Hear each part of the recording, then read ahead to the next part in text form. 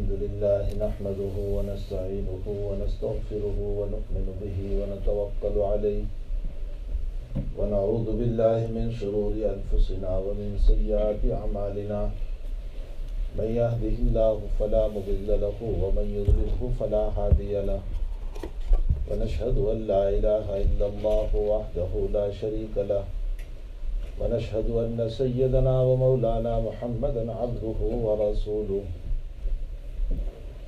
صلى الله تعالى عليه وعلى آله وأصحابه وأتباعه وأزواجه وذرياته وأهل بيته وأهل طاعته أجمعين أما بعد أعوذ بالله من الشيطان الرجيم بسم الله الرحمن الرحيم فمن كان يرجو لقاء ربه فليعمل عملا صالحا ولا يشرك بعبادة ربه أحدا صدق اللہ العظیم۔ بزرگان محترم، معزز بھائیو، دوستو، عزیزو، دنیا میں انسان کے بھیجنے کا مقصد اللہ کا جو ہے وہ صرف اور صرف اللہ کی عبادت ہے۔ یہ جو ہمارا کاروبار ہے، تجارتیں ہیں، جاب ہیں، یہ سب کا سب زندگی گزارنے کے لیے اسباب ہے۔ اس لیے کہ انسان اس دنیا میں رہتے ہوئے اپنی زندگی نہیں گزار سکتا جب تک کہ اس کے پاس اسباب نہ ہو، اور اسی لیے رب کریم نے ہمیں اسباب اختیار کرنے کا حکم دیا۔ ارشاد فرمایا نبی اکرم صلی اللہ تعالی علیہ وسلم نے، طلب الحلال فریضۃ بعد الفریضہ، عبادت کے بعد سب سے اہم فریضہ حلال کمائی۔ اس سے اہم کوئی فریضہ نہیں ہو سکتا کہ انسان حلال کمائی کرے، پہلے عبادت، اس کے بعد حلال کمائی۔ تو یہ سب جتنی چیزیں ہیں یہ ضروریات زندگی ہے، مقصد زندگی نہیں ہے۔ مقصد زندگی اللہ کی عبادت ہے۔ ما خلقت الجن والانس الا لیعبدون، اللہ تعالیٰ قرآن میں فرماتے ہیں کہ ہم نے انسان اور جنوں کو جو پیدا کیا ہے وہ ہماری عبادت کے لیے پیدا کیا۔ سوال ایک ذہن میں ہو سکتا ہے کہ اللہ کی عبادت کرنے کے لیے اللہ کے فرشتے بہت تھے، اور وہ اتنی عبادت کر رہے ہیں کہ اتنی عبادت تو مجھ سے اور آپ سے بھی نہیں ہوتی۔ روایتوں میں ہے کہ جو فرشتے قیام میں ہیں اللہ کے سامنے، وہ قیامت تک قیام میں ہیں، اور جو فرشتے سجدے میں ہیں وہ قیامت تک سجدے میں ہیں، اور جو فرشتے رکوع میں ہیں وہ قیامت تک رکوع میں ہیں۔ نہ اتنا طویل قیام ہم سے ہو سکتا ہے، نہ اتنا طویل رکوع ہم سے ہو سکتا ہے، نہ اتنا طویل سجدہ ہم سے ہو سکتا ہے، بلکہ کبھی امام صاحب کی نماز اگر طویل ہو جائے تو ہمیں بھاری پڑ جاتا ہے کہ امام صاحب نے بہت لمبی نماز پڑھا دی، سجدہ بہت لمبا کر دیا، رکوع بہت لمبا کر دیا، قرات بہت لمبی کر دی۔ ملائکہ کی عبادت اتنی طویل ہے کہ بخاری شریف کی روایت میں ہے کہ اسی کعبۃ اللہ کے بالکل مقابلے میں چھٹے آسمان پر ایک کعبہ ہے جس کو بیت المعمور کہا جاتا ہے، اور وہ فرشتوں کا کعبہ ہے، اور فرشتے اس کا طواف کرتے ہیں، اور نبی اکرم صلی اللہ علیہ وسلم فرماتے ہیں کہ ایک فرشتہ ایک مرتبہ طواف کر لیتا ہے، قیامت تک اس کا نمبر نہیں آتا ہے۔ اتنے کثیر تعداد میں ملائکہ ہیں کہ جو اللہ تعالیٰ کی عبادت کر رہے ہیں۔ تو جب اتنے سارے فرشتے اللہ کی عبادت کر رہے ہیں تو پھر کیا ضرورت پڑی تھی کہ اس انسان کو پیدا کرتا اللہ؟ عبادت ہی تو مقصود تھی اللہ کو، اور یہی وہ بات تھی جو فرشتوں کے ذہن میں تھی۔ اسی لیے فرشتوں کے سامنے جب رب کریم نے یہ فرمایا کہ میں ایک مخلوق پیدا کرنا چاہتا ہوں جس کو انسان کہا جائے گا، جسے آدم کہا جائے گا، تو فرشتوں نے فوراً یہ سوال کیا کہ اللہ تو ایسی مخلوق کو کیوں پیدا کر رہا ہے جو دنیا میں جا کر قتل و غارت گری کرے گی، خون بہائے گی، ماردھار کرے گی، لوٹ مار کرے گی۔ نحن نسبح بحمدک ونقدس لک، تیری تسبیح کے لیے، تیری تقدیس کے لیے، تیری عبادت کے لیے تو ہم بہت ہیں، کیا ضرورت پڑی کہ تو ان انسانوں کو پیدا کر لا۔ رب کریم نے اس موقع پر جو جواب دیا تھا کہ انی عالم ما لا تعلم، جو میں جانتا ہوں ان میں کیا جوہر رکھا ہوا ہے، میں نے، میری فیکٹری کا بنا ہوا یہ مال ہے، یہ میری کمپنی کا بنا ہوا مال ہے، میں اس میں جو جوہر رکھنا چاہتا ہوں وہ تم نہیں جانتے۔ وہ کیا جوہر تھا جس کی بنیاد پر انسان کو پیدا کیا؟ وہ جوہر علامہ ابن جوزی رحمۃ اللہ علیہ نے لکھا ہے۔ علامہ ابن قیم جوزی رحمۃ اللہ علیہ محدث کبیر ہے، بہت بڑے محدث، شیخ الاسلام ابن تیمیہ کے شاگرد رشید ہیں۔ اللہ تعالیٰ نے حدیث و قرآن میں بہت بڑا ملکہ ان کو عطا فرمایا تھا، فہم حدیث کا، فہم قرآن کا۔ وہ فرماتے ہیں کہ یقیناً فرشتے اللہ کی عبادت کرتے ہیں، لیکن فرشتوں میں نفس نہیں ہے، اور نفس نہ ہونے کی وجہ سے خواہشات نہیں ہے۔ اور ظاہر سی بات ہے کہ حق تعالیٰ کو جس عبادت کی ضرورت تھی وہ عشق والی عبادت کی ضرورت تھی، کہ جس میں سجدے میں جائیں تو عشق ہو، اور رکوع میں جائیں تو عشق ہو، اور قیام میں کھڑا رہے تو مزے سے قرآن پڑھ رہا ہو، اور لذت لے کر کے قرآن پڑھ رہا ہو۔ اللہ کو عشق والی عبادت کی ضرورت تھی، اور ملائکہ میں نفس ہی نہیں ہے تاکہ عشق کا مسئلہ پیدا ہو، اس لیے وہ بغیر عشق کی عبادت کرتے ہیں، اور اللہ کو عشق والی عبادت کی ضرورت تھی، اس لیے حضرت انسان کو پیدا کیا۔ اب انسانوں کی عبادت جو ہے وہ عشق والی عبادت ہے، اللہ سے محبت والی عبادت ہے۔ اس کی عبادت کا حال یہ ہے کہ یہ تہجد میں جب کھڑا ہوتا ہے تو اپنی نیند کی فکر نہیں کرتا۔ پھر انسان جب تہجد میں اللہ کے لیے کھڑا ہوتا ہے تو وہ اپنی میٹھی نیند کو بھی قربان کر دیتا ہے، وہ گرم بستر کو بھی قربان کر دیتا ہے۔ اسے جب نماز کا وقت آ جاتا ہے اور پانی گرم نہیں ملتا ہے تو یہ ٹھنڈے پانی سے بھی وضو کر لیتا ہے۔ یہ جب رب کریم کے سامنے کھڑا ہو جاتا ہے اور قرآن میں جب اس کا دل لگ جاتا ہے، غزوہ ذات الرقاع کا واقعہ امام ابو داؤد رحمۃ اللہ علیہ نے نقل فرمایا۔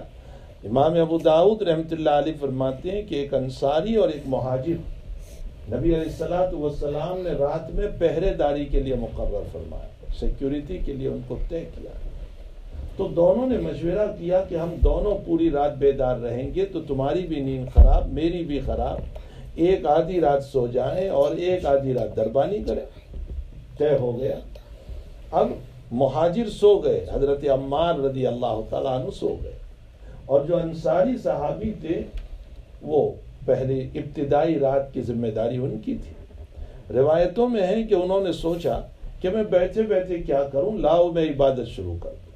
وہ نماز میں لگ گئے، نماز شروع کر۔ رات میں کسی دشمن کی طرف سے تیر آیا اور آپ کو لگا، خون بہنے لگا، لیکن آپ نماز پڑھتے رہے، اور جب نماز پوری کی تو اپنے ساتھی حضرت عمار کو جگایا تو خون تو بہہ رہا۔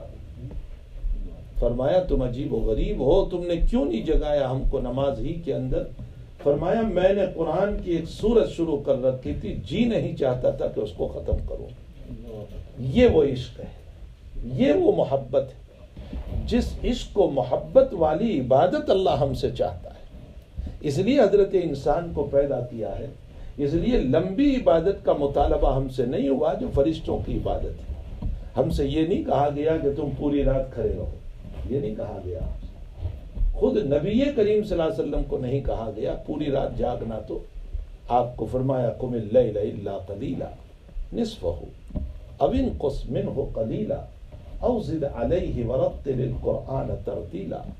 آدھی رات یا اس سے کچھ کم یا اس سے کچھ زیادہ۔ حافظ ابن حجر عسقلانی رحمۃ اللہ علیہ بہت بڑے مسلک شافعی المسلک کے ہیں، محدث ہیں، اور بخاری شریف کی غائد لکھیے شرح کرتے ہوئے لکھتے ہیں کہ پوری رات جاگنا نبی کریم صلی اللہ علیہ وسلم سے ثابت نہیں۔ ہاں کوئی اپنے اعتبار سے جاگ لے تو اور مسئلہ ہے، سنت سمجھ کر نہیں۔ اگر کوئی جاگنا چاہے عبادت کے لیے اور پوری رات جاگ لے ٹھیک ہے، باقی سنت سمجھ کر نہیں، اس لیے کہ نبی اکرم صلی اللہ تعالیٰ علیہ وسلم پوری رات نہیں جاگے، اور حضرت نے ہمیشہ اپنی امت کے باب میں آسانیاں اختیار فرمائی۔ یہ مسئلہ مسلم ہے کہ بخاری شریف میں ہے، رمضان المبارک میں حضرت اعتکاف میں تھی، اور اعتکاف کے اندر آپ نے رات کی نماز کو شروع کیا، جس کو ہم تراویح کہتے ہیں۔ حضرت تراویح پڑھنے لگے، صحابہ کرام پیچھے جمع ہو گئے، آپ نے ایک دن پڑھائی، دوسرے دن پھر جمع ہو گئے، آپ نے پھر پڑھائی، تیسرے دن جمع ہو گئے، پھر آپ نے پڑھائی، چوتھے دن آپ نے اپنا جو خیمہ تھا، اپنا اعتکاف کا، اس سے باہر ہی نہیں آئے اور اندر ہی اندر میں پڑھ لی۔ اب صحابہ باہر انتظار کر رہے ہیں کہ کیا بات ہے، نبی علیہ السلام تشریف نہیں لا رہے، لیکن حضرت نے رات میں پڑھ لی۔ جب کافی دیر ہو گئے تو صحابہ مایوس ہو گئے۔ حضرت نے فجر کی نماز کے بعد ارشاد فرمایا کہ میں رات کے تمہارے انتظار کو دیکھ رہا تھا، لیکن میں اس لیے آج نہیں آیا کہ اللہ کہیں تمہارے شوق کو دیکھ کر اس نماز کو فرض نہ کر دے، اور اگر یہ فرض ہو گئی تو پھر تم نبھا نہ پاتے۔ ظاہر سی بات ہے کہ تراویح کو پھر کون نبھا پاتا اگر فرض ہے تو۔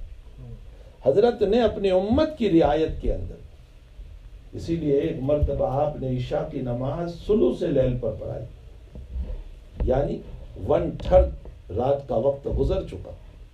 سمجھیے کہ اگر 10 گھنٹے کی رات ہو وہاں حجاز کے اعتبار سے، تو مغرب کے بعد 3 گھنٹے کے بعد جا کر آپ نے عشاء پڑھائی۔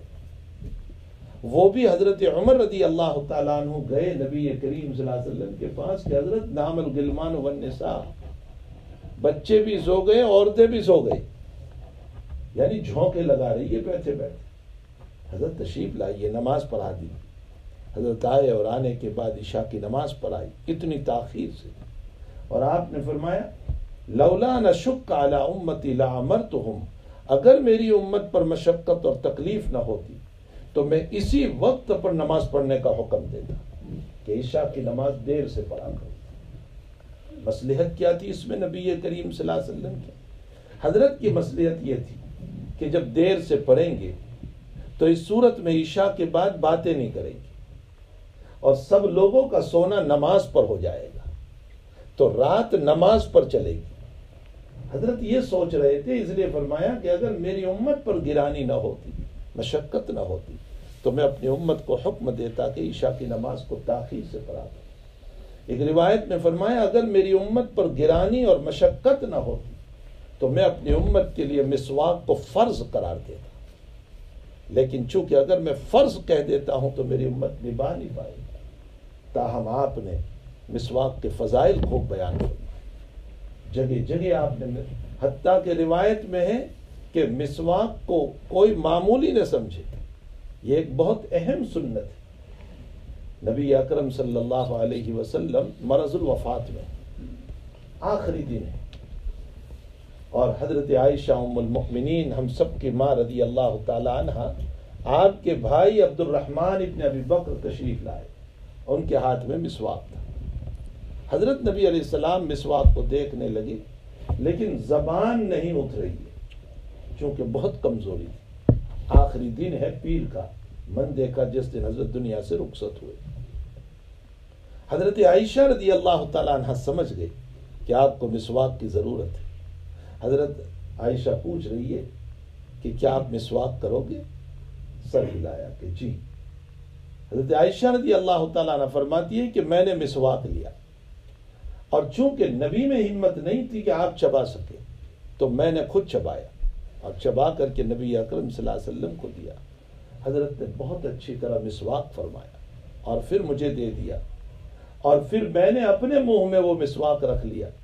بڑے فخر سے بیان کرتی ہے بخاری شریف کی روایت میں کہ حضرت آخری وقت میں میری گود میں تھی، اور بڑے فخر سے بیان کرتی ہے کہ آخری وقت میں میرا لعاب آپ کے منہ میں گیا اور آپ کا لعاب میرے منہ میں آیا، اور بہت فخر سے بیان کرتی ہے کہ حضرت میرے حجرے میں قیامت تک آرام فرمائے، میرے کمرے میں قیامت تک آرام فرمائے۔ تو مسواک آپ نے آخری وقت میں پھر فرمایا، اور امت کو اس بات کی تعلیم دی کہ مسواک جیسی عظیم سنت کو نہ چھوڑنا۔ افسوس یہ ہے کہ سیدنا عبد القادر جیلانی رحمۃ اللہ علیہ فرماتے ہیں کہ ہم میں اور ہمارے اکابر میں فرق یہ ہے کہ ہمارے اکابر چھوٹی چھوٹی سنتوں کو بھی تلاش کر کے عمل کرتے تھے، یہ بھی نبی کی سنت ہے، یہ بھی نبی کی سنت ہے، اور ہم یہ کہہ کر چھوڑ دیتے ہیں سنت ہی تو ہے، نہیں بھی عمل کریں گے تو کیا ہوگا، بس واجب پر عمل کر لو، فرض پر عمل کر لو، اگر سنت چھوٹ بھی گئی تو کیا حرج ہے؟ یعنی ہمارے دلوں سے سنت کی عظمت نکل گئی۔ سیدنا عبد القادر جیلانی رحمۃ اللہ علیہ فرماتے ہیں کہ سنت کے چھوٹے ہونے کو نہ دیکھو بلکہ نسبت کو دیکھو کہ نسبت کس کی طرف ہے، اس ذات کی طرف ہے جناب رسول اللہ صلی اللہ علیہ وسلم، جن کا مقام اتنا زبردست ہے، اتنا زبردست ہے۔ میں اجمالی طور پر بات ذہن میں آ گئی تو عرض کروں، اللہ کے نبی کا مقام اللہ کی نظر میں کتنا بڑا ہے۔ وہ روایت آپ نے بارہا سنی ہوگی کہ جب میدان حشر قائم ہوگا اور لوگ پریشان ہوں گے اور حساب شروع نہیں ہو رہا ہوگا تو اس وقت اللہ الہام کرے گا کہ جاؤ لوگوں کے پاس اور اپنی سفارش کے لیے کوئی راستہ نکالو، تو سارے کے سارے لوگ حضرت آدم علیہ السلام کے پاس جائیں گے۔ حضرت آدم علیہ السلام فرمائیں گے نفسی نفسی، میں سفارش نہیں کر سکتا ہوں، اس لیے کہ مجھے ایک چیز کھانے سے منع کیا گیا تھا اور میں نے کھا لی تھی، اگر اللہ نے وہ پوچھ لیا تو میں کیا جواب دوں گا؟ جاؤ نوح کے پاس۔ حضرت نوح علیہ السلام سے جا کر کے امت کہے گی کہ آپ اللہ کے پہلے رسول ہیں اور اللہ نے آپ کو مقام رسالت دیا، آپ ہماری سفارش کر دی، تو حضرت نوح فرمائیں گے کہ میں نہیں کر سکتا ہوں، اس لیے کہ میرے متعلق بھی ایک واقعہ ہے کہ جب فلٹ آیا تھا اور اللہ کی طرف سے عذاب آیا تھا فلٹ کی شکل میں، تو میرا ایک بچہ جو ہے نافرمان تھا، باغی تھا، بے ایمان تھا، اور میں نے اللہ سے کہا کہ اللہ میرے بچے کو بچا لے، تو اللہ نے فرمایا تھا انہ لیس من اہلی، یہ تیرا اہل نہیں، مومن نہیں ہے اس لیے تیرا اہل نہیں۔ حضرت امام مسلم رحمۃ اللہ علیہ نے مسلم شریف کتاب الایمان میں ایک عنوان قائم کیا، ایک چیپٹر قائم کیا اور فرمایا کہ اگر ایمان نہیں ہے تو بڑے سے بڑے ولی اور نبی کی نبوت اور ولایت بھی انسان کو نہیں بچا سکتی۔ اور اس کے اندر حضرت امام مسلم رحمۃ اللہ علیہ روایت لے آئے کہ ابو طالب کے پاس چونکہ ایمان نہیں ہے اس لیے نبی اکرم صلی اللہ علیہ وسلم کی نبوت ان کو نہیں بچا سکتی، بلکہ پوچھا گیا کہ آپ کے چچا نے آپ کی بڑی خدمت کی، ان کو کیا ملے گا؟ تو آپ نے ارشاد فرمایا کہ میرے چچا کو جہنم میں آگ کی جوتیاں پہنائی جائے گی، جس کی وجہ سے دماغ اس طرح جوش مارے گا جیسے اسٹو کے اوپر ہاندی جوش مارے۔ اور مسلم شریف میں ہے کہ میرا چچا اس عذاب کو سب سے بڑا عذاب سمجھے گا، حالانکہ یہ بہت ہلکا عذاب ہوگا، اور اگر میرا چچا میری خدمت نہ کرتا لدرک الاسفل من النار، تو جہنم کے آخری طبقے میں ہوتا۔ معلوم یہ ہوتا ہے کہ نبی کی نبوت ایمان نہیں ہے اس لیے بچا نہیں سکتی۔ ابراہیم علیہ السلام کی نبوت ان کے باپ کے پاس ایمان نہیں ہے اس لیے ان کے باپ کو بچا نہیں سکتے۔ اور قیامت کے دن قرآن کریم میں ہے کہ حضرت ابراہیم کہیں کہ اللہ تو نے مجھ کو یوں کہا تھا کہ میں تجھے رسوا نہیں کروں گا، اور یہاں میرا باپ جہنم میں جائے تو اس سے بڑھ کر میری رسوائی کیا ہے؟ قرآن میں ہے کہ اللہ نے فرمایا کہ میں ابراہیم کو یوں کہوں گا کہ ابراہیم میرا ایک قانون اور عدل فیصلہ ہے کہ ایمان کے بغیر جنت نہیں ہو سکتی، یہ ایک مسلم قانون ہے کہ ایمان کے بغیر جنت نہیں ہو سکتی، اور تیرے باپ کے پاس ایمان نہیں ہے اس لیے نہیں ہو سکتا، لیکن میں تجھے رسوا نہیں کروں گا۔ حدیث شریف میں ہے نبی کریم صلی اللہ علیہ وسلم فرماتے ہیں کہ حضرت ابراہیم کے والد کو اللہ جانور کی شکل بنا دے گا، شکل جانور کی ہوگی لیکن سوچ اور دماغ انسان کا ہوگا تاکہ عذاب کا احساس ہو، اور جانور کی شکل میں ان کو جہنم میں ڈالا جائے۔ حضرت نوح علیہ السلام کا نبی ہونا اپنے بیٹے کو نہیں بچا سکا اور قیامت کے دن نہیں بچا سکتے. تو ایمان شرط اول ہے، یہ سرٹیفکیٹ ہے جنت میں جانے کے لیے، یہ اصل اصول ہے. میرے بھائیو، ہمیں چونکہ مفت میں ایمان ملا ہے، پیدائشی ایمان ملا ہے، اس سلسلے میں ہمیں ایمان کی کوئی قدر نہیں ہے کہ ایمان کتنی بڑی دولت ہے. ان لوگوں سے پوچھو کہ جنہوں نے ایمان کے خاطر مار کھائی. اس بلال کی قبر پر جا کر کے ہم پوچھیں کہ اے بلال، تجھے کلمہ کے پڑھنے پر کیا کیا مسائل کا سامنا کرنا پڑا. اس خباب سے جا کر کے ہم پوچھیں کہ تیرے کلمہ پڑھنے کے اوپر تجھے کتنے مسائل اٹھانے پڑے. اس حضرت سہیل اور ابو ذر غفاری کو ہم پوچھیں. ابو ذر غفاری کے باب میں ہیں، قبیلہ غفار سے وہ تشریف لائے اس بات کی انکوائری کے لیے کہ مکے میں کوئی آدمی ہے جس نے نبوت کا دعویٰ کیا ہے. وہ خود فرماتے ہیں، روایتوں میں ہے کہ وہ آئے اور مکے میں کسی سے میں پوچھ نہیں سکتا تھا، حالات ٹھیک نہیں تھے، میں کس سے پوچھوں. فرمایا دن بھر مطاف میں رہا اور زمزم پیتا رہا اور میرے پاس جو کچھ تھا وہ میں کھاتا رہا. شام ہوئی، حضرت علی نے مجھ کو دیکھا کہ کوئی اجنبی آدمی ہے. علی اپنے گھر مجھ کو لے گئے. نہ میں نے علی کو پوچھا کچھ اور نہ علی نے مجھ کو کچھ پوچھا. بس میں واپس کھانا کھا کر پھر مطاف میں آ گیا. دوسرے دن شام کو اسی طرح ہو، تیسرے دن شام کو بھی پھر اسی طرح علی مجھ کو لے گئے. تو اب آج علی نے مجھ کو پوچھ لیا کہ آپ کون ہو اور کیسے آئے. تو بتایا کہ میں اس تحقیق میں آیا ہوں کہ کوئی محمد نامی انسان ہے، اس نے نبوت کا دعویٰ کیا ہے اور مجھے اس کو ملنا ہے. تو حضرت علی نے فرمایا میں لے چلتا ہوں، آپ میرے پیچھے پیچھے چلیے. اگر کوئی مسئلہ ہو اور کسی دشمن کی طرف سے کوئی مسئلہ ہو تو میں استنجا کی شکل بنا لوں گا، پیشاب کی شکل، آپ چلتے رہیے. اس طرح پر دار ارقم میں نبی کریم صلی اللہ علیہ وسلم کے پاس ابو ذر کو پہنچا دیا. ابو ذر جیسے ہی حضرت کی خدمت میں پہنچے، کوئی سوال کیے بغیر روایت میں ہے کہ فوراً یہ جواب فرمایا یہ چہرہ جھوٹا نہیں ہو سکتا، اور اسی پر آپ نے ایمان قبول کیا. اور دوسرے دن مطاف کعبہ میں آپ نے جب لا الہ الا اللہ کا اعلان فرمایا تو آپ کو جو مارا ہے، آپ کے بدن سے جو خون نکل گیا ہے، اس ابو ذر سے پوچھو کہ ایمان کی کیا قدر و قیمت ہوا.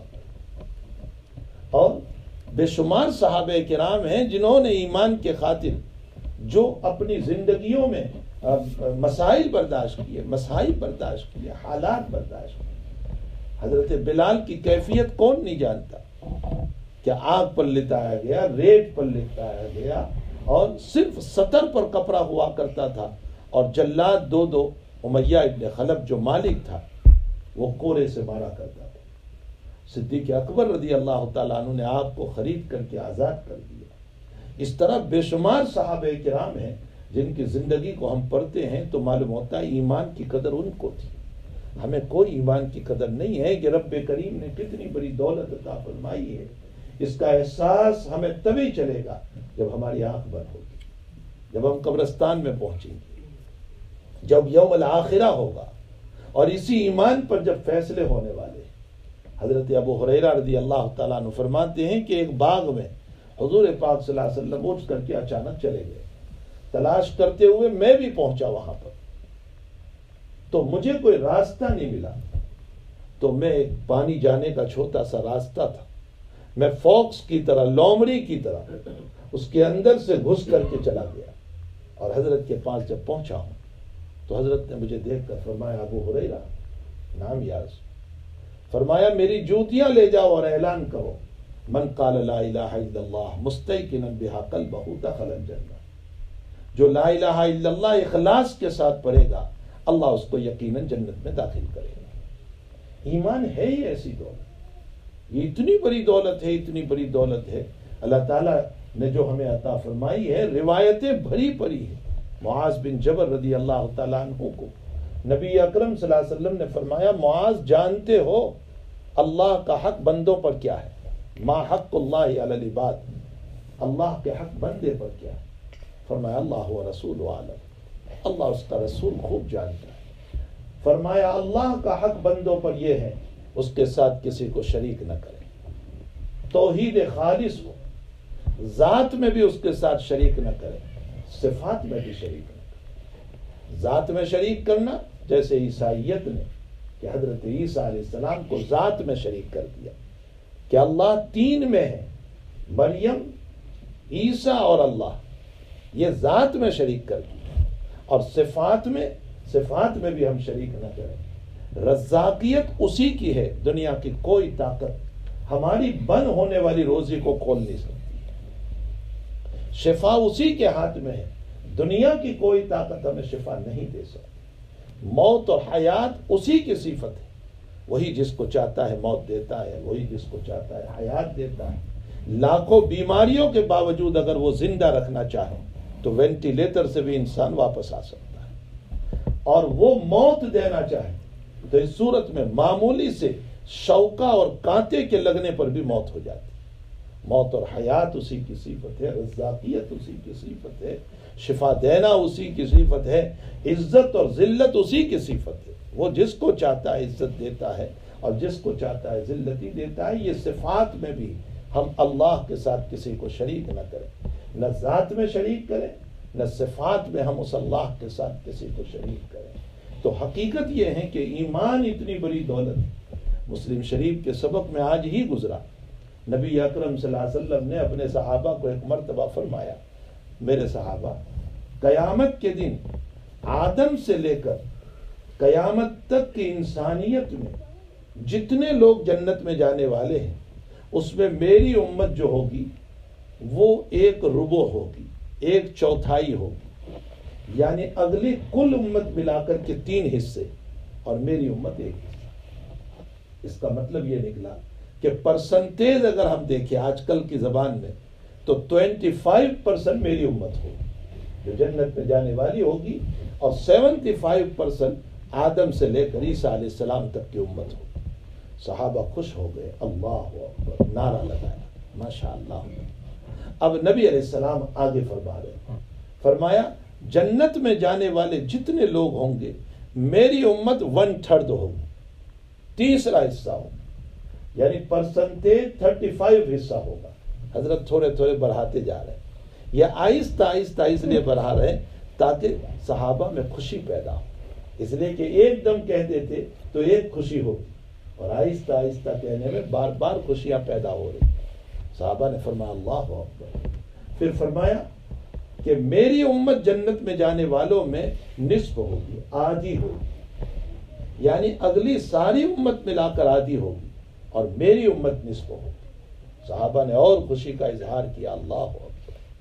پھر حضرت نے فرمایا میں جنت میں جانے والوں کی کل 120 صفحے ہوگی، 120 صفحے ہوگی، اس میں 80 صفحے میری امت کی ہوگی، 80 صفحے میری امت، اور 40 صفحے اگلی امت کی ہوگی۔ اس کی وجہ یہ ہے کہ یہ امت سب سے بڑی امت ہے۔ آج 1400 سال ہو گئے اور نہ معلوم ابھی دنیا کو کتنا رہنا ہے۔ تمام نبیوں کے معجزات ان کے ساتھ چلے گئے، ہمارے آقا صلی اللہ علیہ وسلم کے معجزات بھی آپ کے ساتھ چلے گئے۔ جن پتھروں نے سلام کیا تھا وہ پتھر اب نہیں ہے، جس اونٹنی نے بات کی تھی وہ اونٹنی اب نہیں ہے، وہ سب چلے گئے، لیکن آپ کا ایک معجزہ قیامت تک رہے گا، اور وہ معجزہ قرآن کریم۔ قرآن آپ کا معجزہ ہے اور یہ قیامت تک رہے گا، اس لیے کہ اس قرآن پر اللہ نے چیلنج کیا تھا اور کر رہا ہے آج بھی کہ اس جیسا قرآن لے آؤ، اس جیسی 10 سورتیں لے آؤ، اس جیسی ایک سورت لے آؤ، اور اخیر میں اللہ نے چیلنج کیا فاتو بآیت، ایک آیت لے آؤ، اور کوئی بڑی آیت نہیں، چھوٹی آیت بنا کر کے لے آؤ۔ آج 1400 سال ہو گئے، بڑے بڑے فصاحت و بلاغت والے آ گئے، لیکن آج تک قرآن کے چیلنج کا کوئی جواب نہیں دے سکا۔ ساری دنیا عاجز ہے، معجزہ اسی کو کہتے ہیں جس میں لوگ عاجز ہو جائیں۔ یہ انبیاء کی خصوصیت ہوتی ہے۔ آپ کو جو معجزہ دیا گیا قرآن کا، آپ فرماتے ہیں لِكُلِّ نَبِيٍّ، ہر نبی کو اللہ نے معجزات دیے، اور مجھ کو بھی معجزات دیا۔ بخاری شریف میں ہے وَأَنَا أَرْجُو أَنْ أَكُونَ أَكْثَرَهُمْ تَابِعًا يَوْمَ الْقِيَامَةِ، اور مجھے امید ہے کہ قیامت کے دن میری اتباع کرنے والے سب سے زیادہ ہوں گے۔ اس کی وجہ یہ ہے کہ یہ معجزہ قیامت تک ہے، اور جب یہ معجزہ قیامت تک ہے تو اس کو دیکھنے والے بھی قیامت تک ہے، اس کو سمجھنے والے بھی قیامت تک ہے، اس کو پڑھنے والے بھی قیامت تک ہے۔ اگلے جتنے معجزات انبیاء کرام کو دیے گئے اس کے بعد میں سحر اور جادو لوگ کہہ سکتے تھے، اس لیے کہ اس کا تعلق دیکھنے سے تھا۔ عصائے موسیٰ سانپ بن گیا، ہو سکتا ہے کہ کوئی اس کو جادو کہے، اور کہا گیا، فرعون نے جادو کہا، اسی لیے تو جادوگروں کو مقابلے میں لائے، ساحرین کو لائے۔ تو اگلے جتنے معجزات ہیں ان کا تعلق دیکھنے سے تھا، اور دیکھی ہوئی چیز پر کوئی سحر اور جادو کہہ سکتا ہے، لیکن قرآن کا تعلق دیکھنے سے نہیں ہے، سمجھنے سے، فہم سے ہے۔ اور جب سمجھنے اور فہم سے ہے تو اس صورت میں جو انسان سمجھ لیتا ہے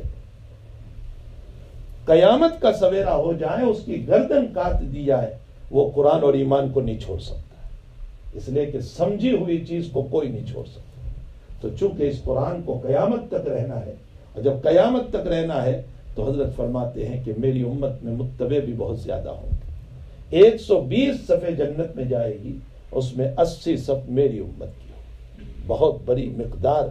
لیکن اس کے باوجود اسی کے بعد والی روایت میں نبی اکرم صلی اللہ علیہ وسلم فرماتے ہیں اس کے باوجود اگر پرسنٹیج دیکھو تو جہنم میں جانے والے زیادہ ہوں گے۔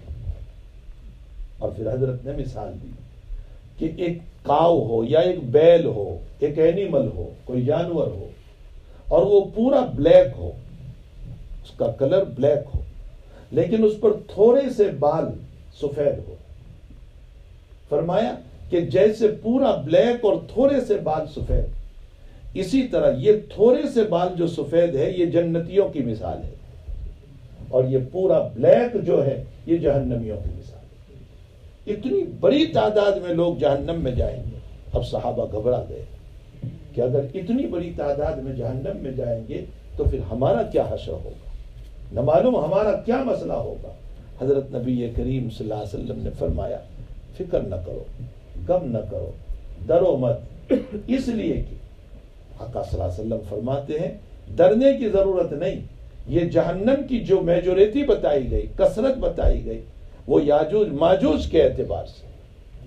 پھر حضرت نے اس کو مثال میں یوں سمجھایا کہ اگر 1000 افراد ہے تو 999 جہنم میں جائیں گے، اور اس کے مقابلے میں ایک مومن جنت میں جائے گا، تو وہ یاجوج ماجوج کی اتنی کثرت ہوگی، اتنی بڑی تعداد ہوگی کہ جس کی بنیاد پر جہنم کی مقدار بڑھ جائے گی۔ بہرحال یہ سارے مسائل کا تعلق ایمان سے، اگر ایمان ہے تو کامیابی ہے، ایمان نہیں ہے تو کامیابی نہیں۔ عائشہ صدیقہ رضی اللہ تعالیٰ عنہ پوچھ رہی ہے، عبداللہ ابن جدعان ایک آدمی تھا دور جاہلیت میں، حضرت کی نبوت ملنے سے پہلے، وہ اتنا سخی تھا کہ وہ غریبوں کو کھلاتا تھا، یتیموں کی مدد کرتا تھا، بیواؤں کا تعاون کرتا تھا۔ کوئی بچی کو دفن کرنے لے جا رہا ہے تو یہ بچی کو لے لیتا تھا، دفن نہ کرو میں پال لوں گا۔ کوئی کسی کی عورت کو جلانے کے لیے لے جا رہا ہے شوہر کے مرنے پر تو یہ کہتا تھا اس کی عورت کو نہ جلاؤ، میں کفالت کر لوں گا، میں اس کا خرچہ دوں گا۔ بڑا سخی تھا، موت ہو گئی اس کی۔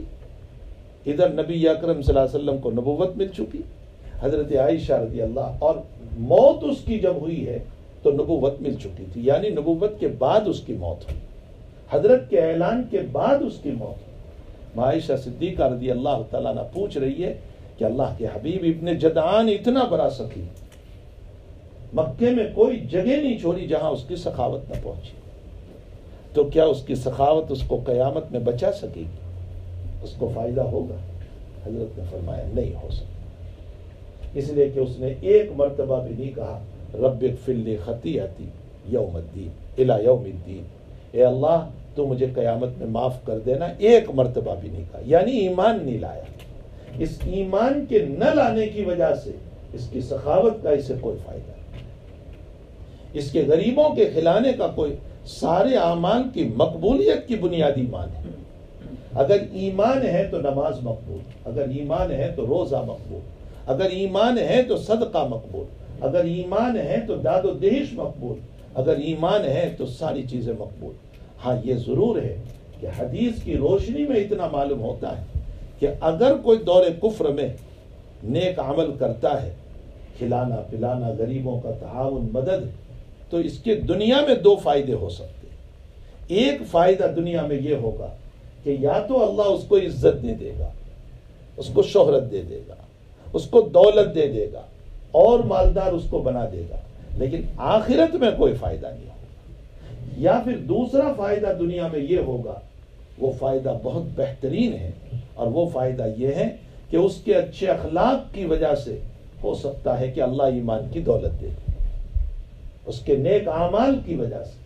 حکیم ابن حزام رضی اللہ تعالیٰ صحابی رسول صلی اللہ علیہ وسلم ہے، مہاجر صحابی ہے۔ آقا صلی اللہ علیہ وسلم سے پوچھ رہے ہیں، یا رسول اللہ، میں نے دور کفر کے اندر بہت غلام آزاد کیے، بڑی سخاوت کی، میں نے 100 غلام آزاد کیے تھے خرید کر، اور غریبوں کو کھلایا، میں نے یتیموں کو کھلایا، اللہ کے نبی مجھے اس کا کوئی فائدہ ہوگا؟ حضرت نے فرمایا اسلمت علی ما اسلفت من خیر، حکیم اس سے بڑھ کر نعمت کیا چاہیے کہ اسی کی بدولت اللہ نے تجھے ایمان دے دیا۔ تو کبھی ایمان مل جاتا ہے، کبھی شہرت مل جاتی ہے، کبھی دولت مل جاتی ہے، کبھی عزت مل جاتی ہے، لیکن مومن کی شان یہ ہے کہ مومن جب ایمان کے ساتھ ان اعمال کو کرتا ہے تو اللہ دنیا بھی بہتر بناتا ہے، آخرت بھی بہتر بناتا ہے۔ یہ ایمان کی وجہ سے۔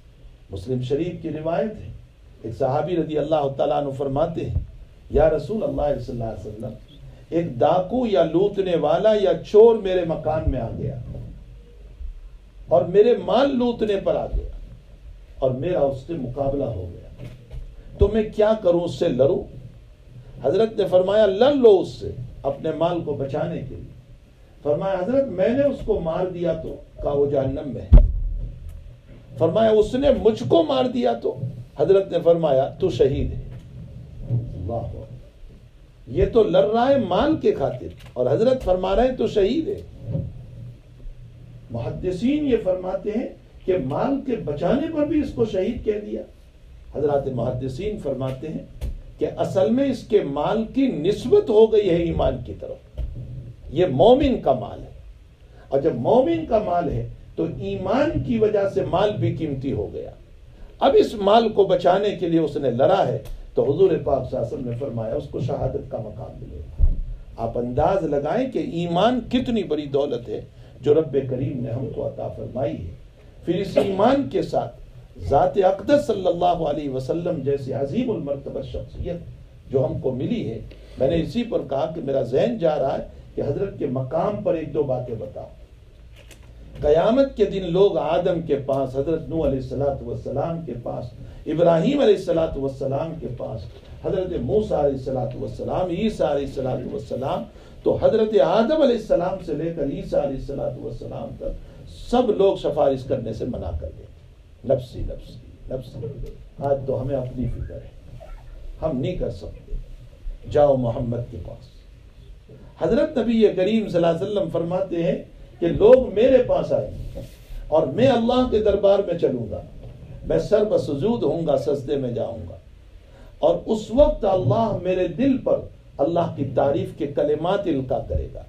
اس وقت مجھے ابھی نہیں معلوم، حضرت فرماتے ہیں مجھے نہیں معلوم، اسی وقت اللہ کلمات ڈالے گا، میں ان کلمات میں اللہ کی تعریف کروں گا۔ اور حدیث میں ہے کہ اللہ کو اپنی تعریف بہت پسند ہے، ان اللہ تبارک و تعالی یحب المدح، اللہ کو اپنی تعریف بہت پسند ہے۔ اسی لیے بھائیو، دعا کا طریقہ بھی یہ ہے کہ پہلے اللہ کی تعریف کرو، پھر درود شریف پڑھو، اس کے بعد اپنی ضروریات کو مانگو۔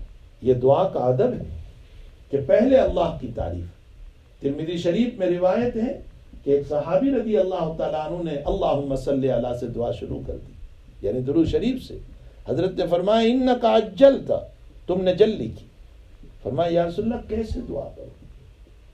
فرمایا پہلے اللہ کی تعریف کرو، اس کے بعد مجھ پر درود بھیجو، اور اس کے بعد اپنی ضروریات کو اللہ کے پاس رکھو۔ تو اللہ کو اپنی تعریف بہت پسند ہے، اور جو انسان اللہ، اسی لیے ہر نماز کی بگننگ اور ابتدا اللہ کی تعریف سے، سبحانک اللہم پڑھ رہے ہیں اللہ کی تعریف ہو رہی، الحمدللہ رب العالمین پڑھ رہے، اللہ کی تعریف ہو رہی ہے، اللہ کو اپنی تعریف بہت پسند ہے۔ جب بندہ اللہ کی تعریف کرتا ہے تو حمدنی عبدی، اللہ اپنے فرشتوں کو کہتا ہے دیکھو دیکھو میرا بندہ میری تعریف کر رہا ہے۔ مجدنی عبدی، میرا بندہ میری بڑائی بیان کر رہا ہے، میرا بندہ میرے صفات بیان کر رہا ہے۔ ارے دنیا کا انسان جب خوش ہو جاتا ہے تعریف کرنے سے، رب کریم تو رب کریم ہے، اللہ کی ذات تو اللہ کی ذات ہے، اس لیے اللہ کو اپنی تعریف بہت پسند ہے۔ آپ فرماتے ہیں نبی اکرم صلی اللہ علیہ وسلم کہ میں اللہ کے دربار میں جاؤں گا اور سجدے میں جاؤں گا، اسی وقت اللہ مجھے القا کرے گا جو اللہ کی تعریف کے کلمات ہوں گے۔ میں ان الفاظ میں تعریف کروں گا تو پھر اللہ مجھے فرمائیں گے یا محمد ارفع راسک سل تعطى واشفع تشفع، اے محمد سر اٹھاؤ، مانگو مجھ سے، سوال کرو، میں تمہاری ضرورت کو پورا کروں۔ حضرت فرماتے ہیں میں کہوں گا رب کریم حساب شروع ہو جائے، اس لیے کہ پریشانی کا وقت ہے، یہ عالم ایسے ڈوبے ہوئے ہیں مصائب میں کہ آفتاب سر پر ہے اور پسینے میں ڈوبے ہوئے ہیں اور بے چین ہے، نکلنے کا کوئی راستہ نہیں، اور قیامت کا ایک دن 50,000 سنہ 50,000 سال کا ہوگا۔ میں نہیں کہہ رہا ہوں، قرآن کہہ رہا ہے، 50,000 سال کا ایک دن ہوگا۔ لوگوں کی بے چینی اور بے قراری انتہائی درجہ ہوگا، تب جا کر حساب شروع ہوگا۔ یہاں محدثین ایک سوال فرماتے ہیں، وہ سوال یہ ہے کہ جب نبی کریم صلی اللہ علیہ وسلم دنیا میں یہ بیان کر کے گئے ہیں کہ یہ تعریف تو میں ہی کرنے والا ہوں، کسی اور کے حصے میں نہیں، یہ سب منع کرنے والے ہیں، اس کو مقام محمود کہا گیا۔ یہ جو تعریف ہے نا، یہ مقام محمود ہے۔ نہ اذان کے بعد جو ہم دعا کرتے ہیں وَبْعَثْهُ مَقَامًا مَحْمُودًا، یہی مقام محمود ہے۔ اللہ ہمارے نبی کو مقام محمود عطا فرما، یہی مقام محمود ہے۔ تو مقام محمود تو نبی علیہ السلام کو دے دیا گیا ہے، آپ خود کہہ کر گئے ہیں کہ میں ہی اس مقام کے لائق ہوں، میں ہی آگے بڑھوں گا، میں ہی تعریف کروں گا۔ تو سوال یہ ہوتا ہے کہ پھر قیامت میں اللہ تعالیٰ پہلے آدم علیہ السلام کے پاس کیوں بھیجے گا، نوح کے پاس کیوں بھیجے گا، ابراہیم و موسیٰ اور عیسیٰ علیہ السلام کے پاس کیوں بھیجے گا، سیدھے محمد الرسول اللہ صلی اللہ علیہ وسلم کے پاس کیوں نہیں بھیج دے گا؟ آخر ایسا کیوں کرے گا اللہ؟ علامہ شبیر احمد عثمانی رحمۃ اللہ علیہ فتح الملہم شرح مسلم کے اندر اس کا جواب دیتے، علامہ فرماتے ہیں کہ اگر سیدھے نبی اکرم صلی اللہ علیہ وسلم کے پاس بھیج دیتے تو اگلی امتیں جو ہے وہ یوں کہتی کہ اس میں محمد کا کیا کمال ہوا، ہم اپنے نبی کے پاس جاتے تو وہ بھی سفارش کر دیتے، موسیٰ بھی کر دیتے، عیسیٰ بھی کر دیتے، ابراہیم بھی کر دیتے، نوح بھی کر دیتے۔ یہ اگلی امتیں کہتی تو ہمارے آقا صلی اللہ علیہ وسلم کا مقام کھل کر نہ آتا کہ کتنا بڑا مقام ہے آپ کا، یہ کھل کر نہ آتا۔ اس لیے اللہ پہلے سب کے پاس بھیجے گا اور سب کے پاس نفی کرائے گا اور سب نہ کہہ دیں گے، تب جا کر اخیر میں نبی اکرم صلی اللہ علیہ وسلم، تاکہ اللہ کے نبی کے مقام کا پتہ چلے کہ اس مقام کے اگر کوئی لائق ہے تو محمد الرسول اللہ صلی اللہ علیہ وسلم، آپ کے علاوہ کوئی اس مقام کا لائق۔ اور بھی ایک سوال اس پر ہوتا ہے، وہ یہ ہے کہ یہ مقام محمود تو اللہ نے آپ کو دے ہی دیا ہے، خود آپ بیان کر کے گئے ہیں کہ یہ سفارش میں کروں گا قیامت میں۔ جب آپ کو یہ مقام دے دیا ہے اللہ نے، تو پھر اذان کے بعد ہمارے پاس کیوں دعا کروا رہے ہیں؟ وَبْعَثْهُ مَقَامًا مَحْمُودًا، آپ کو مقام محمود عطا فرما، ہمارے پاس کیوں دعائیں کروائی جا رہی ہے؟ جو چیز مل چکی ہے اس کی دعا کی کیا ضرورت ہے؟ اس کا جواب محدثین دیتے ہیں کہ یہ مقام تو اللہ نے اپنے پیغمبر کو دے دیا ہے، لیکن ہمیں اس لیے مکلف بنایا گیا دعا کا کہ جب میں آپ سے یوں کہوں کہ میں آپ کا نام لے کر بھائی عامر دعا کر رہا ہوں، میں جب آپ سے یوں کہوں کہ میں آپ کا نام لے کر دعا کر رہا ہوں تو آپ کے دل میں میری محبت پیدا ہوگی یا نہیں؟ اچھا، میرا نام لے کر آپ دعائیں کر رہے ہیں تو آپ کے دل میں میری محبت پیدا ہوگی۔ فرمایا جب تم نبی کے لیے دعا کرو گے وَبْعَثْهُ مَقَامًا مَحْمُودًا، تو نبی کے دل میں تمہاری محبت پیدا ہوگی، اور جب نبی کے دل میں محبت پیدا ہوگی تو قیامت کے دن اللہ کے نبی ہاتھ پکڑ کے تمہاری سفارش کر کے تمہیں جنت میں لے جائے. باقی اللہ نے تو یہ مقام آپ کو دے ہی دیا ہے.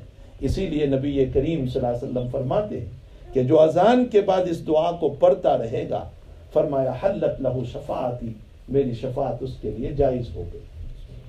یعنی میں اس کے لیے سفارش کروں گا، اس کا ہاتھ پکڑ کے میں جنت میں لے جاؤں گا.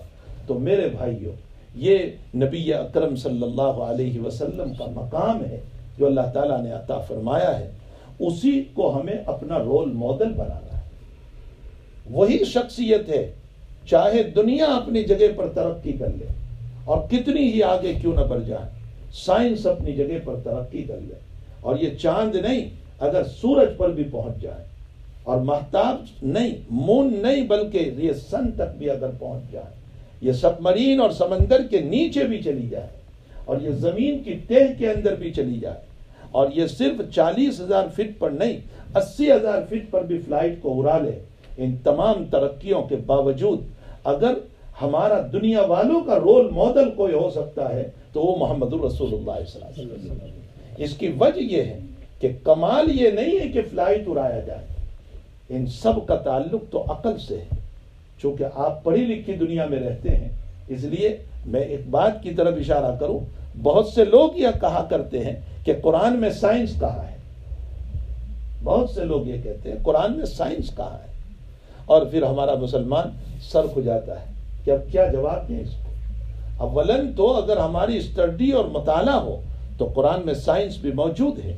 اللہ نے زمین کا تذکرہ کیا، آسمانوں کا تذکرہ کیا، ہواؤں کا تذکرہ کیا، پہاڑوں کا تذکرہ کیا، ماقبل واقعات کے تذکرے فرمائے، اصحاب کہف کا تذکرہ کیا، ذوالقرنین بادشاہ کا تذکرہ کیا. اس کے تہ میں جائیں گے تو ہمیں سائنس ملے گی. لیکن سیدھا جواب یہ ہے، قرآن سائنس قرآن سے نیچے ہے. سائنس کا تعلق عقل سے ہے. انسان کی عقل اس کے اندر چلتی ہے. ایک میڈیکل فارمیسی اور ایک دوا کے بنانے میں انسان کی عقل کام کر رہی ہے. ایک فلائٹ کے اڑانے میں ایک انسان کی عقل کام کر رہی ہے. ایک فلائٹ کے بنانے میں ایک انسان کی عقل کام کر رہی ہے. ایک پانی جہاز اور بوٹ کے بنانے میں انسان کی عقل کام کر رہی ہے. ایک بم اور ایٹم بم کے بنانے میں انسان کی عقل کام کر رہی ہے. یہ سب عقل کے ساتھ تعلق رکھتے ہیں. ظاہر سی بات ہے اللہ کا قرآن جو ہے وہ اس سے بہت اوپر ہے. عقل اس کے بہت نیچے ہے. اس لیے کہ عقل تو خواہشات کے تابع ہے. میری خواہش حرام کو حلال کہے تو میری عقل اس کے دلائل پیش کر دے گی، اور میری خواہش اور ہوس حلال کو حرام کہہ دے تو میری عقل اس پر دلائل پیش کر دیتی. تو عقل بہت نیچے ہے، اور قرآن کا تعلق وحی سے ہے، اور وحی اللہ کا کلام ہے. یہ بہت اوپر ہے، تو نیچے والی چیز کو اوپر والی چیز میں تلاش نہیں کرنا چاہیے. سائنس کو قرآن میں تلاش کرنے کی کوئی ضرورت نہیں. مقصد قرآن کیا ہے وہ تلاش کرنے کی ضرورت ہے. اور مقصد قرآن یہ ہے کہ اللہ کا بندہ تہذیب یافتہ ہو کر، بہترین ہو کر کے، اخلاق حسنہ، عبادات، معاملات، معاشرت اور اخلاق کو بہترین بنا کر کے اپنے رب کے لائق بن جائے، تاکہ جس جنت سے نکلا ہے اس جنت کا پھر مالک ہو جائے. بس یہ ہے قرآن کریم کا مقصد.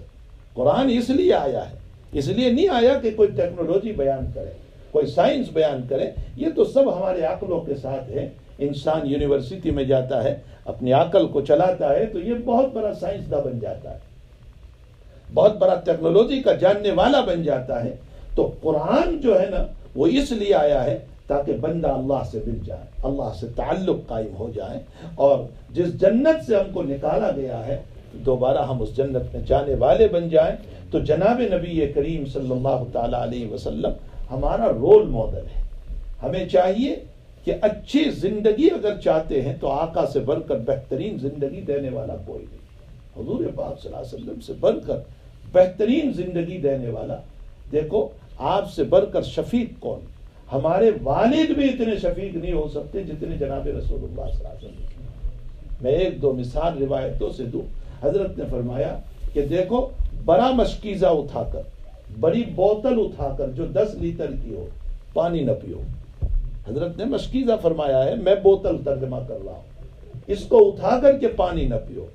ہم سوال کریں گے کہ اللہ کے حبیب پاک صلی اللہ علیہ وسلم آپ جو منع کر رہے ہیں تو کیا یہ حلال اور حرام کی وجہ سے منع کر رہے ہیں؟ تو حضرت کی طرف سے جواب ملے گا حلال حرام کا مسئلہ نہیں ہے، میں تم کو اس لیے منع کر رہا ہوں کہ تم نے اتنی بڑی بوتل اٹھائی اور تم کنٹرول نہ کر سکے، تو یا تو کپڑے خراب ہو جائیں گے یا زور سے پانی چلا گیا کہ تمہارا ہارٹ کے اوپر نقصان کر دے گا، میں تمہارا باپ ہوں اس لیے تمہیں نصیحت کر رہا ہوں۔ آپ نے فرمایا ایک سوز پہن کر نہ چلو، یہ حلال حرام کا مسئلہ نہیں ہے اگر کسی نے ایک سوز بھی پہن لیا تو، لیکن آپ فرماتے ایک سوز پہن کر کے نہ چلو، بیلنس نہیں رہے گا، اور جب بیلنس نہیں رہے گا تو تم گر جاؤ گے، تمہیں چوٹ آئے گی۔ میں جہاں نبی ہوں وہاں بمنزلے باپ کے بھی ہوں تمہارا، میں شفقتاً محبتاً پیار میں تم کو منع کر رہا ہوں کہ تم اس طرح نہ کرو۔ یہ کتنی باتیں ہیں، اسی لیے ابو ہریرہ رضی اللہ تعالیٰ عنہ سے کسی نے پوچھا کہ تمہارے نبی جو ہیں وہ چھوٹی چھوٹی باتیں بھی بتاتے ہیں، تو ابو ہریرہ نے فخر کے ساتھ بیان کیا، جی میرے نبی تو لیٹرین کے طریقے بھی بتاتے ہیں، استنجا کے طریقے بھی بتاتے ہیں، واش روم کے طریقے بھی بتاتے ہیں کہ کیسے استنجا کیا جائے، کیسے اندر داخل ہوں گے، کیا دعا پڑھ کے جائیں گے، کس طرح بیٹھیں گے، کیسے نکلیں گے، اپنے ہاتھوں کو کیسے دھوئیں گے، کیا دعا پڑھیں گے نکلنے کے بعد۔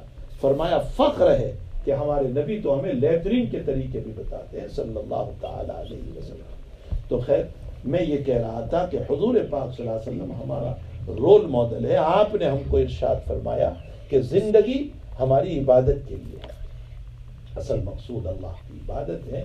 اب اس دنیا میں بہرحال ہم انسان ہیں، بشر ہیں، ہم سے کوئی نہ کوئی خطا ہو جاتی ہے، کوئی گناہ ہو جاتا ہے، تو حق تعالیٰ جل شانہ ومن والہ نے اس کی جگہ پر توبہ کا دروازہ رکھا۔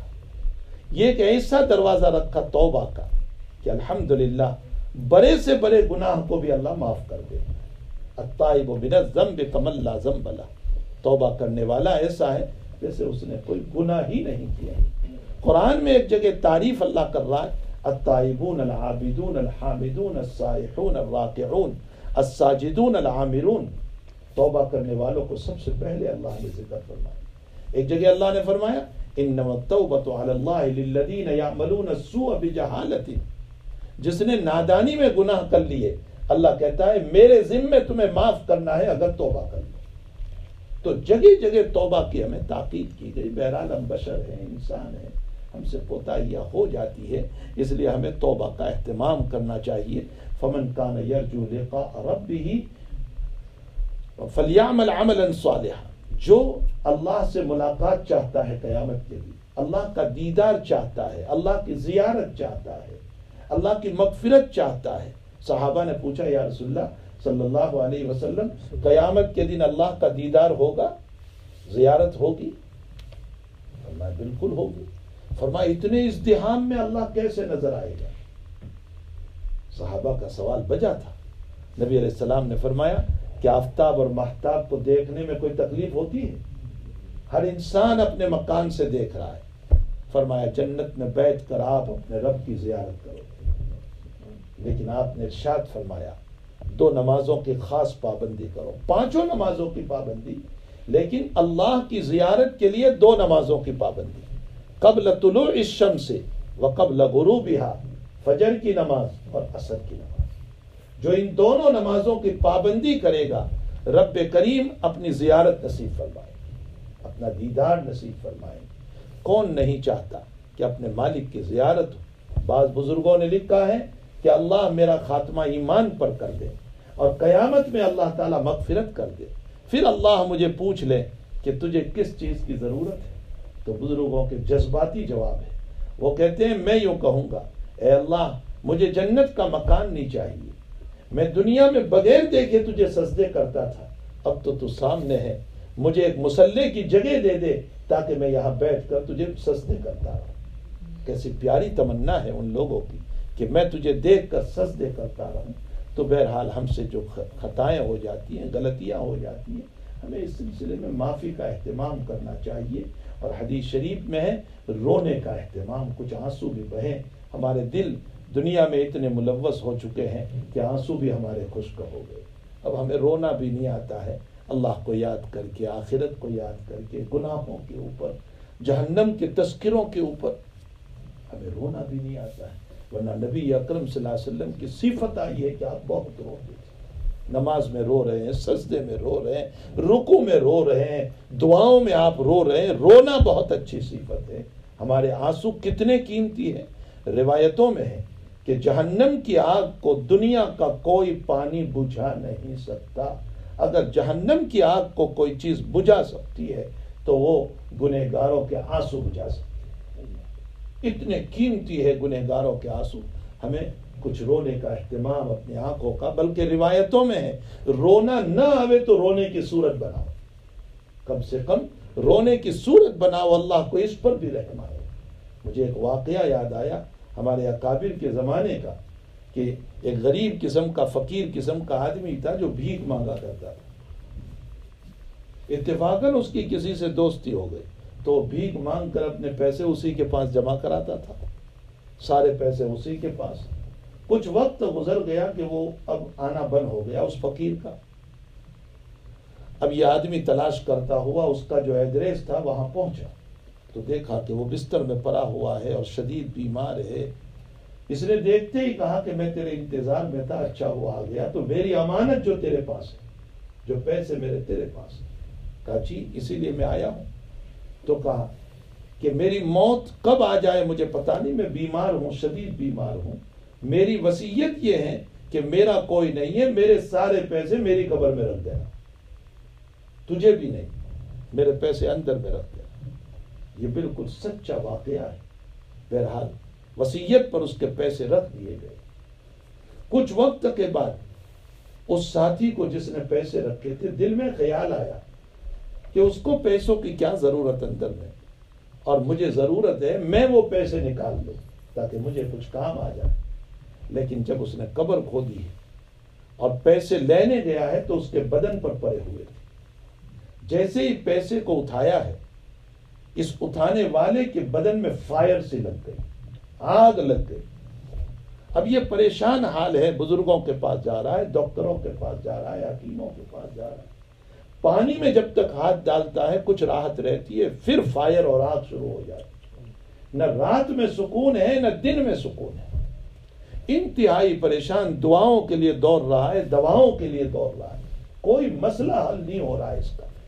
اور سارے لوگ کہہ رہے ہیں کہ بھئی تیرا مسئلہ بہت مشکل ہے. اخیر میں ہمارے اکابر میں بہت بڑے ولی کامل محدث کبیر حضرت شاہ عبدالعزیز صاحب محدث دہلوی رحمۃ اللہ علیہ، جو شاہ ولی اللہ صاحب رحمۃ اللہ علیہ کے بڑے بیٹے ہیں، ان کے پاس ہو گیا دعا کے لیے اور فرمایا حضرت دعا فرمائیے. فرمایا کیا واقعہ ہوا؟ پورا واقعہ بیان. اس نے واقعہ بیان کیا تو حضرت نے فرمایا کہ تیرا مسئلہ جو ہے وہ قبر کا عذاب ہے، اور قبر کا عذاب اب دور نہیں ہو سکتا. اب کوئی سوال نہیں کہ یہ دور ہو جائے، بس تیری موت تک یہی کیفیت رہے گی. بہت مسئلہ ہے، اس لیے کہ وہ تو آخرت کا عذاب ہے جو تیرے بدن کے اندر اب داخل ہو چکا ہے. یہ زارو قطار رونے لگا، بہت رونے لگا، بہت رونے لگا. اس کے آنسو پہ آنسو بہ رہے تھے. تو حضرت شاہ عبدالعزیز صاحب رحمۃ اللہ علیہ نے فرمایا ان آنسوؤں کو اپنے ہاتھ پر لے لے. ہاتھ پر لیے، لینے کے بعد فرمایا کہاں جلن ہو رہی ہے؟ کہاں ان ہاتھوں میں؟ کہا یہاں. ان آنسوؤں کو پھیر دے. اس نے پھیر دیا. اسی وقت فائر ختم ہو گیا، آگ ختم ہو گئی. وہ کہنے لگا حضرت کیا کرامت ہوئی کہ یہ فوراً ختم ہو گیا؟ حضرت شاہ عبدالعزیز صاحب نے فرمایا میری کوئی کرامت نہیں. نبی اکرم صلی اللہ علیہ وسلم کا فرمان یہ ہے کہ اگر جہنم کی آگ کو کوئی چیز بجھا سکتی ہے تو وہ گنہگار کے آنسو بجھا سکتے ہیں. تو جب رویا اور تیرے آنسو نکلے اور تو نے اپنے ہاتھ پر پھیر دیا تو اللہ نے جہنم کی آگ کا اثر ختم کر دیا. ہماری ذات جو ہے رونے والی ہو، اللہ کے سامنے گر گرانے والی ہو. ہر ایک کو اس شہر خاموشہ میں جانا ہے، اس خاموش شہر میں سونا ہے، جو چاہے بالدار ہو یا غریب ہو، عورت ہو یا مرد ہو، ہر ایک کو قبرستان کی طرف جانا ہے. ایک عمر جو اللہ نے ہمیں عاریت کے طور پر عطا فرمائی ہے، اس کو پورا کر کے ہم سب کو جانا ہے. ہم کیوں نہ تیاری کریں آخرت کی اور اپنے رب کو راضی کرنے کی فکر کریں. فمن کان یرجو لقاء ربہ جو اپنے رب کی ملاقات کی امید رکھتا ہو اس کو چاہیے کہ فلیعمل عملا صالحا، اچھے اعمال کرے، ولا یشرک بعبادت ربہ احدا، اور اپنے رب کے ساتھ عبادت میں کسی کو شریک نہ کرے، اس کی توحید کا قائل رہے، حتیٰ کہ ریاکاری سے بھی بچے۔ میں اکثر اپنے شیخ کا ایک جملہ نقل کیا کرتا ہوں، شیخ یونس صاحب رحمۃ اللہ علیہ کا، وہ فرمایا کرتے تھے کہ تم کسی کو دکھانے کے لیے اگر عبادت کرتے ہو، کیا معلوم وہ دیکھ بھی رہا ہے یا نہیں، اور اگر وہ دیکھ بھی رہا ہے تو کیا معلوم کچھ دے گا بھی یا نہیں دے گا، وہ خوش بھی ہوگا یا نہیں ہوگا، اور اگر خوش ہوا بھی تو کیا معلوم وہ دے گا بھی یا نہیں دے گا، اور اگر اس نے دیا بھی تو کتنا دے گا، کیا میری ساری زندگی کی کفالت وہ کر سکتا ہے؟ ہرگز نہیں۔ فرمایا ایک اللہ کے لیے کرو گے تو وہ رات کے اندھیرے میں بھی دیکھتا ہے، اس کے لیے جب کیا جاتا ہے نا تو اندھیرے میں بھی وہ اللہ دیکھتا ہے، اور جب وہ دیکھتا ہے کہ میرے لیے ہے تو وہ خوش بھی ہوگا، اور جب وہ خوش ہوتا ہے تو وہ دیتا بھی ہے، اور وہ جب دیتا ہے تو اتنا دیتا ہے کہ کسی کا محتاج نہیں ہونے دیتا۔ اس لیے ہمیں اس رب کی شرک والی عبادتوں سے، ریاکاری والی عبادتوں سے اپنے آپ کو بچانا چاہیے اور اعمال صالحہ والی زندگی بنانا چاہیے۔ اللہ جل شانہ مجھے بھی بہت توفیق عطا فرمائے، آپ کو بھی بہت توفیق عطا فرمائے۔ ہمارے مولانا صادق صلی اللہ علیہ وسلم نے مجھے کہا کہ ہماری مسجد میں آ کر کے کچھ دیر بات کر دیجئے، میں نے کہا ضرور میں حاضر ہو جاؤں گا۔ اللہ، میں بھی محتاج ہوں، آپ بھی محتاج ہیں، ہم سب محتاج ہیں، اور قرآن میں اللہ نے مجھے اور آپ کو اور سب کو کہا ہے یا ایھا الناس انتم الفقراء الی اللہ، اے لوگو تم سب فقیر ہو اللہ کے، اس نے ہم کو فقیر کہا ہے، یا ایھا الناس انتم الفقراء الی اللہ۔ کوئی دنیا میں کوئی چیز لے کر کے مانگتا ہے، ہم بھی تو صبح سے شام تک اسی سے مانگتے ہیں، سانس مانگ رہے ہیں، صحت مانگ رہے ہیں، عزت مانگ رہے ہیں، دولت مانگ، صبح سے شام تک اسی سے مانگ رہے ہیں، اور رات میں بھی سوتے ہیں تو اسی سے مانگتے ہیں کہ اے اللہ میں تجھے اپنا خلیفہ بنا کر کے سو رہا ہوں، تو میری حفاظت کر۔ وہی رات میں سانس بھی آکسیجن بھی چلا رہا ہے، کون ذات ہے جو باہر سے اندر اور اندر سے باہر کر رہا ہے؟ وہی تو ذات ہے۔ تو رات میں بھی ہم اس کے فقیر ہیں، دن میں بھی ہم اس کے فقیر ہیں۔ اس نے ہم کو فقیر کہا ہے، ہمیں فقیرانہ زندگی اپنانا چاہیے۔ فقیرانہ کا مطلب یہ ہے تواضع والی زندگی، عاجزی والی زندگی، انکساری والی زندگی اپنے رب کے سامنے اپنانا چاہیے۔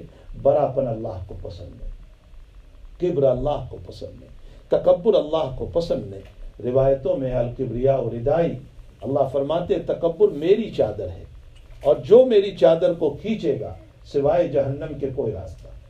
اللہ کو برائی پسند، برے بول بھی اللہ کو پسند نہیں، اللہ تعالیٰ کو برے بول پسند نہیں ہے، عاجزی، انکساری، تواضع اللہ کو پسند ہے۔ اللہ مجھے اور آپ کو اسی طرح زندگی گزارنے کی توفیق عطا فرمائے، اور ان تمام میں رول ماڈل محمد الرسول اللہ صلی اللہ علیہ وسلم ہے، ہم آپ کا فالو کریں۔ آپ نے جیسی لائف دی، جیسی زندگی دی، آپ نے اتنے بڑے نبی ہونے کے باوجود جو تواضع امت کو پیش کیا، جو عاجزی آپ نے پیش کی، روایتوں میں ہے آپ یوسف علیہ السلام کی تعریف فرما رہے ہیں۔ فرمایا یوسف علیہ السلام جتنی مدت جیل میں رہے، اور پھر بادشاہ کی طرف سے بلانے والا آیا تو یوسف نے کہا میں نہیں نکلوں گا جب تک کہ میرا معاملہ کلیئر نہ ہو، اس لیے کہ میں سچا ہوں، میں مظلوم ہوں، پہلے میرا معاملہ کلیئر کرو تب میں جیل سے نکلوں گا۔ تو اور کچھ مدت یوسف رہے، حضرت اس پر تعریف کرتے ہیں یوسف علیہ السلام کے صبر تھے، اور فرمایا یوسف تمہارے صبر کا کیا کہنا، اگر تمہاری جگہ میں ہوتا اور مجھے بلانے والا آتا تو میں تو فوراً نکل جاتا۔ حضرت یوسف کے صبر کی تعریف فرمائے۔ اس روایت پر علماء فرماتے ہیں کہ اللہ کے نبی سارے نبیوں سے بڑھ کر ہے، سب سے اعلیٰ، سب سے عظیم، بیت المقدس میں سارے نبیوں کی امامت کرانے والے، لیکن آپ یوسف علیہ السلام کی تعریف فرما رہے ہیں، تو حضرت یوسف کی تعریف کرنے سے آپ کی شان میں کوئی کمی نہیں آئی۔ امت کو یہ سبق دیا، تم کسی کی تعریف کرو گے تمہاری عزت میں کوئی کمی نہیں آئی۔ آج میرا آپ کا مزاج یہ ہو گیا، ہم کسی کی تعریف کے لیے تیار نہیں، کسی سے متعلق دو اچھے کلمات بولنے کے لیے تیار نہیں، ہم کسی کی شان میں دو اچھی بات سننے کے لیے تیار نہیں۔ وہاں امام الانبیاء حضرت یوسف علیہ السلام کی تعریف فرما رہے، اور آپ کی شان میں کوئی کمی نہیں آئی۔ اللہ تعالیٰ ان سنتوں پر، ان باتوں پر، ان روایتوں پر، اس مبارک زندگی پر ہم سب کو عمل کی توفیق عطا فرمائے۔ وصلی اللہ علی النبی الکریم برحمتک یا ارحم الراحمین۔ الحمد للہ رب العالمین الرحمن الرحیم مالک یوم الدین ایاک نعبد و ایاک نستعین اهدنا الصراط المستقیم صراط الذین انعمت علیہم غیر المغضوب علیہم ولا الضالین یا احد الصمد الذی لم یلد ولم یولد ولم یکن له کفوا احد۔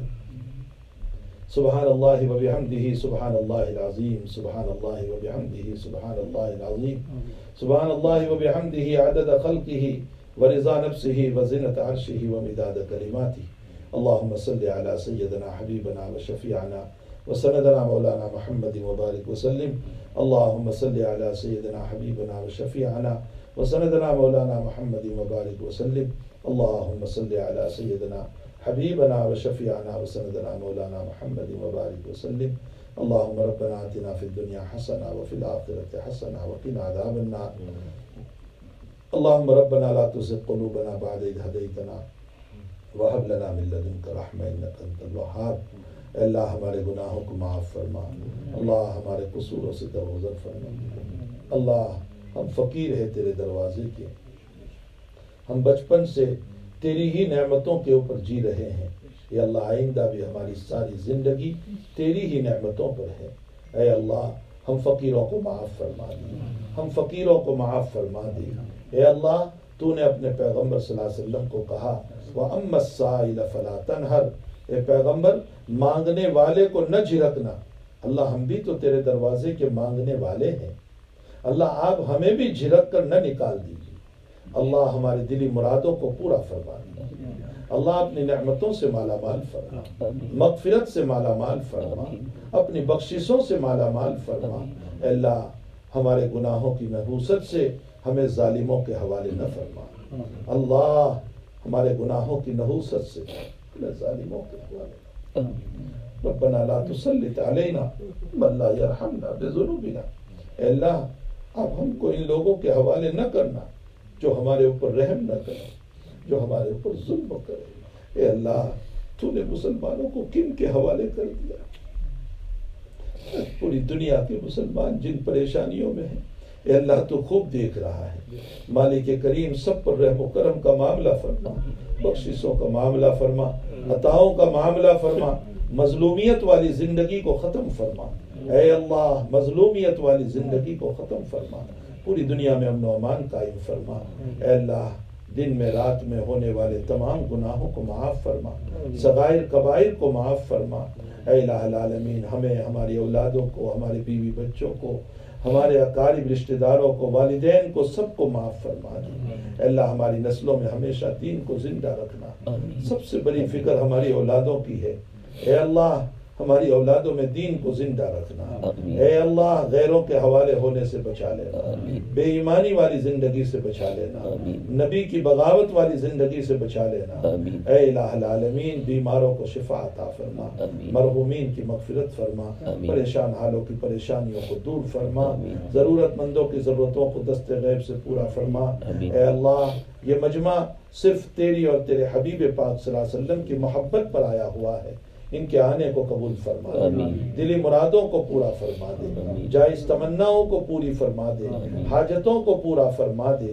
اے اللہ جب تک جلائیں آبر و عزت و ایمان کے ساتھ جلانا، اور اپنے اپنے وقت پر ایمان پر خاتمہ عطا فرمانا، اور اے اللہ موت کے بعد کی ساری زندگی بہتر فرما کر نبی کے مبارک ہاتھوں سے حوض کوثر کا پانی نصیب فرما کر آپ کی سفارش کے ساتھ اللہ ہم سب کو جنت الفردوس کی جگہ عطا فرمانا، اپنی رضامندی عطا فرمانا۔ اے اللہ ہماری اولادوں کو ہماری تمناؤں سے زیادہ بہتر بنا دے، ہماری اولادوں کو بگڑنے سے، پھسلنے سے، ضلالت سے، گمراہیوں سے، غلط راستوں سے، غلط صحبتوں سے، غلط دوستیوں سے اللہ پوری حفاظت فرما۔ صلی اللہ علی نبینا محمد وآلہ وصحبہ اجمعین برحمتک یا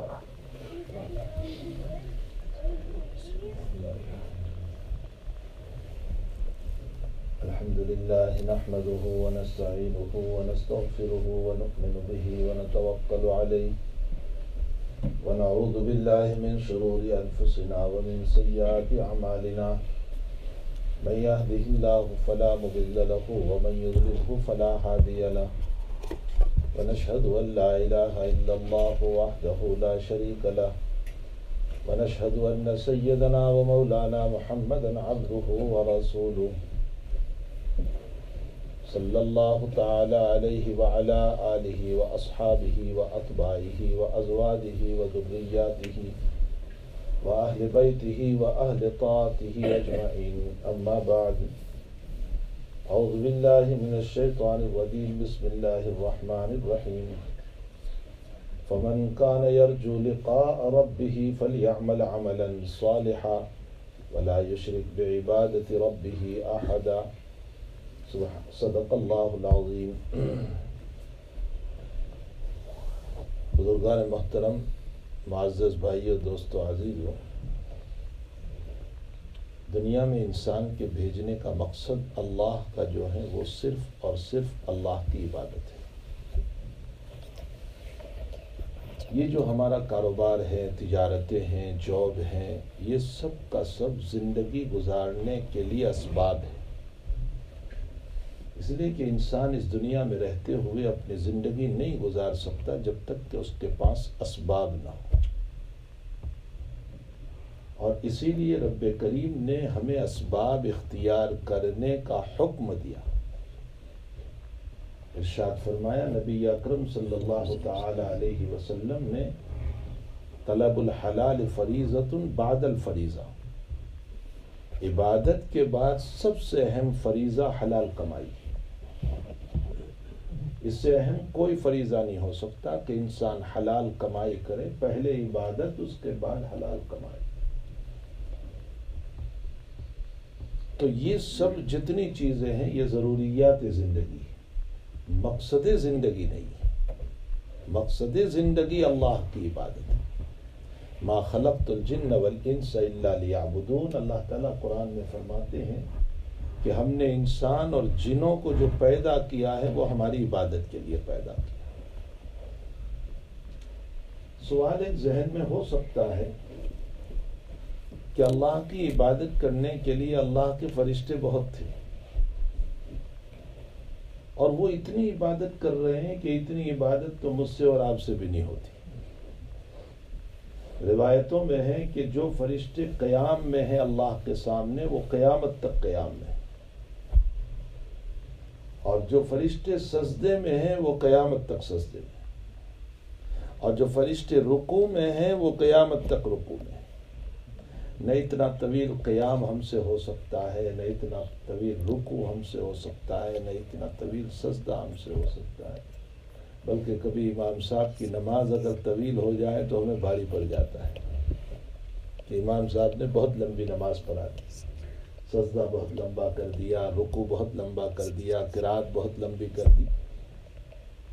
ملائکہ کی عبادت اتنی طویل ہے کہ بخاری شریف کی روایت میں ہے کہ اسی کعبۃ اللہ کے بالکل مقابلے میں چھٹے آسمان پر ایک کعبہ ہے جس کو بیت المعمور کہا جاتا ہے، اور وہ فرشتوں کا کعبہ ہے، اور فرشتے اس کا طواف کرتے ہیں، اور نبی اکرم صلی اللہ علیہ وسلم فرماتے ہیں کہ ایک فرشتہ ایک مرتبہ طواف کر لیتا ہے، قیامت تک اس کا نمبر نہیں آتا ہے۔ اتنے کثیر تعداد میں ملائکہ ہیں کہ جو اللہ تعالیٰ کی عبادت کر رہے ہیں۔ تو جب اتنے سارے فرشتے اللہ کی عبادت کر رہے ہیں تو پھر کیا ضرورت پڑی تھی کہ اس انسان کو پیدا